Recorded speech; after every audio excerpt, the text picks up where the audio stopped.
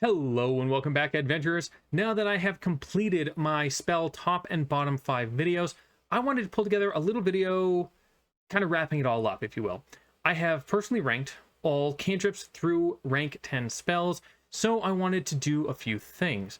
First, I want to talk a few numbers that you might find interesting. Maybe you know them, maybe you don't. Some of them you can't know because they're my numbers, some of them are not. Then I'm going to put together lists from cantrips all the way up to rank 10 spells of 4 spells you might generally want to take for each of these spell traditions.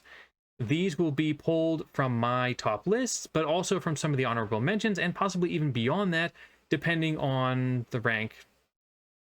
That said, let's go ahead and dive in here. I've often heard debates about which is the strongest spell tradition and which is the weakest. Well, I'm certainly not trying to give a definitive opinion on that, as if I even could, considering most people who play or make content about this know way more than I do, but I did want to see what the data I've got says about it. So for this, I counted up the number of top 5 spells of each tradition and the number of bottom 5s, and did some really basic math as well, pulling together some things like Archives of Nethys. That being said, let's go ahead and start with what ended up being the lowest scoring spell tradition in my set. This tradition only got 20 spells in the top 5s. It got 21 spells in the bottom 5s, giving it a total differential of -1. It has 432 spells available, according to Archives of Nethys, from cantrips down to rank 10 spells. 44 are unique to it alone, and that is Divine. There are 6 classes that can or must take Divine as their spell tradition. I have seen many people talk about Divine as the worst tradition, and my numbers do sadly say the same thing. This is a powerful tradition for buffing the party, healing, resurrection, things like that, right? This is where it shines, but it isn't the most versatile compared to others, and therein lies the real problem. In Pathfinder2e, the role of caster is generally, though not always, its versatility. Right? Unlike D&D 5e, casters in Pathfinder 2nd Edition aren't just broken and running the show. Marshals outpace them in single target damage pretty easily, which is meaningful in a lot of battles. Being able to out-heal other casters can be meaningful, but it isn't proactive. There are really great proactive buffs, but not at every spell rank. At least not that are powerful enough to really consider versus proactive control or AoE damage or debuffing that are available more to other spell traditions. So yeah, sadly, this lands at the bottom for me. The second spell tradition had 30 spells in my top 5s, 35 in my bottom 5s, giving it a -5 overall. It has 618 spells on Archives of Nethys. 39 of them are unique. And this is the Occult tradition. There are 5 classes that either must or can take Occult as their spell casting tradition. The Occult list has the greatest density of debuff and creature control spells. There are a ton of will saves tied to these spells. Not all of them, of course, but many, and we do see some interesting and powerful AoE damage spells still in there, but they don't take up the majority of the list, and they aren't the strongest AoE damage spells. There are some nice buff spells here, if you're happy to take a few, but not the most or the most powerful. Having the second largest spell list, you'll also likely have a lot to look at. This is great for people who want to try to reduce the number of enemies the party has to deal with at a time, or just make it easier for the party to have your marshals walk up and destroy a certain creature. Right? They're really good at that. All right, we're up to our top 2. So third on our list here had also, just like Occult, 30 spells in the top 5s, only 28 in the bottom 5s, meaning that it had a positive differential of 2. There are 577 spells for it on Archives of Nethys. 71 of those are unique, which is our highest unique count. And this is the Primal tradition. There are 4 classes that either can or must take Primal as their spell list. So look, Primal tied Occult in the top 5s, which is really funny after 11 videos, right? I didn't think it was going to end up we'd have any ties, but here we are. So that's kind of fun. What put them over the top is that they had fewer spells in the bottom, and they had far more unique spells. So I kind of weighted them a little bit on that to make them, but they're very close to Occult in how powerful they are as a spell tradition. What's interesting is how different they are, though. Primal picks up a lot of the support that Divine had, adds on a ton of elemental AoE damage, and even has solid battlefield control spells, but more in the like controlling how the terrain works, putting obstructions in things, ways, stuff like that, and way less controlling enemies directly or debuffing them. That stuff's out there a little bit, but it's not so much. So yeah, very different. It's almost like the opposite side of the coin to the Occult in many ways. Both very important, very different roles. And obviously, by process of elimination, you know what my number one spell tradition is, and I doubt it's going to be a surprise, but the numbers: 44 spells in my top 5s, only 36 in my bottom 5s, giving a differential of positive 8, which is way higher. 763 spells on Archives of Nethys, making it easily the highest, but only 17 unique spells, which is really interesting. The Arcane tradition. There are 5 classes that either must or can take Arcane as their spell tradition. So this is a massive jump, right? From second place, Primal, to first place. Arcane just does so much. Battlefield control, enemy control, buffs, shape-changing, AoE damage, single target damage. And the only thing that they really don't do is healing. They even do other kinds of buffs, right? Things like haste and fly and stuff. So really the only gap is they won't heal you. That's pretty much it. And there are plenty of stinkers on the list, sure, but with a massive library, you're bound to have, more than a few failures in there. But so many work well. But even with, all the bad ones they only have one more in the bottom 5 than Occult does, even though they showed up way more on the list in general. If you just look at my numbers, it just stands head and shoulders above the others. And I certainly didn't plan it that way. In fact, I'm actually a fan of Primal more than I am Arcane. So does this make it the best spell tradition? No, of course not. The best is whatever suits your playstyle and your character, but it's worth taking a look at when you're not sure what tradition you want to go and you've got all sorts of spellcasting options in front of you and you don't have a defined character you want to build. The Arcane list just has a lot, even if the majority of that is shared with other lists, primarily Primal and Occult. There are so many more numbers that I could spout out about the traditions that come out of Archives of Nethys, but it's right there. Just check it out yourself if you want to just get through them. Yes, I love statistics. I haven't talked about this, and my job isn't doing this, but my background, I love statistics. I'm math and stats. It's kind of my thing. Those are my majors. I've always loved that. So I crunch numbers all the time. I just don't talk about the numbers a whole lot. I know we've got great YouTubers out there, one in particular in mind, who are great about bringing the numbers to you guys. I'm going to let that keep happening. I'm not going to cringe there. And that's great. Go watch those videos. But for me, I do want to bring up that I do enjoy this, and I think there's a lot of value to get out of all the details in Archives of Nethys. They'll pop up here and there for me once in a while. I'm going to eventually talk about all of the different types of damage you can do and which one's best and worst and things like that, because I like that. But for now, I'm going to leave the numbers around spells generally alone. However, what I am going to do is I'm going to walk through each spell tradition and give a quick loadout, if you will, of, hey, here's 4 spells at each rank for each tradition that if you're just not sure what to do, your first time building a character, take these and you'll at least have a decent kit to work off of.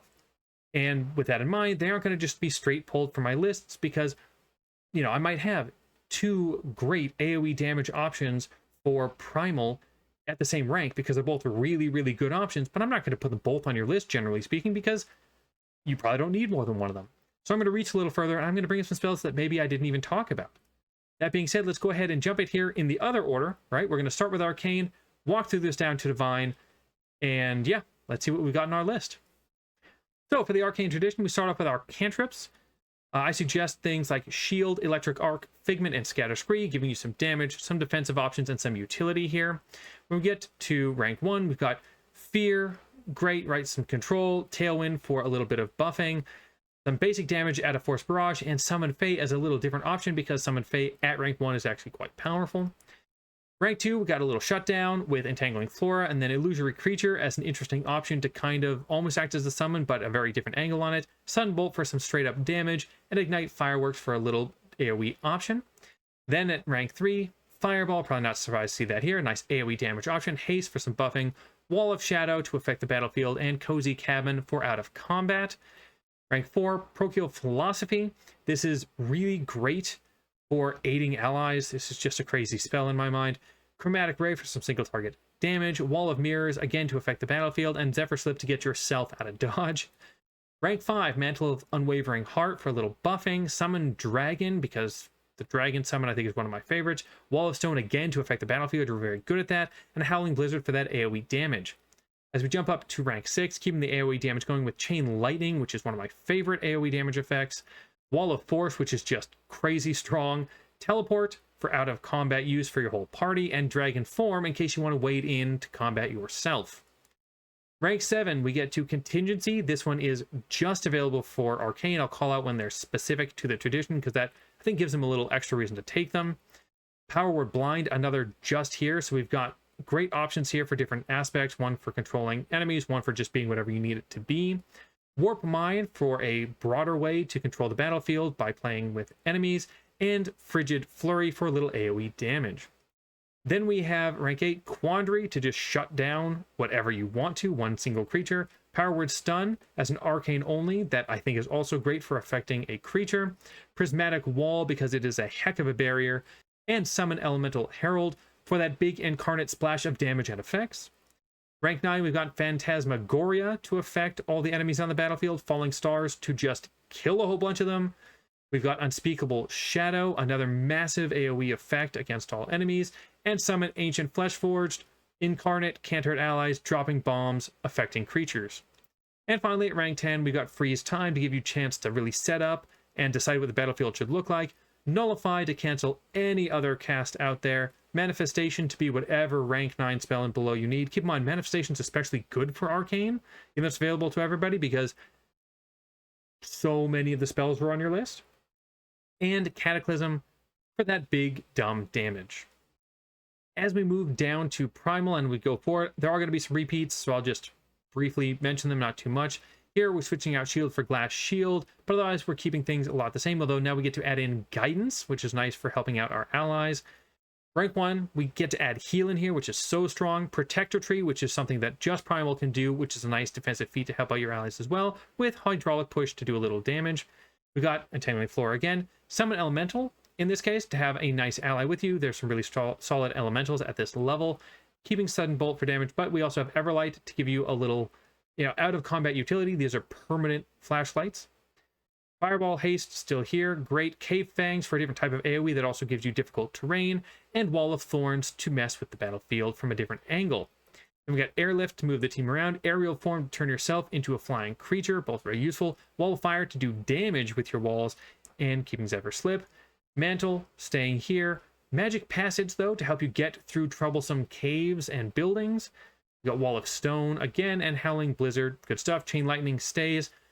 We get Phantom Orchestra here. This is cool as a movable small AoE damage around the field. Field of Life to help buff up and keep allies alive. And then Dragon Form, because you want to transform it as something crazy. Rank 7, we get Shock to the System. Bring somebody back from the dead, give them a massive buff, or just buff them for the heck of it. Very fun spell here. Mask of Terror to affect enemies and kind of control them. Regenerate, boost up an ally, give them some healing turn after turn, and some Frigid Flurry back. Ferrous Form for your own protection. Falling Sky to keep those flying creatures on the ground.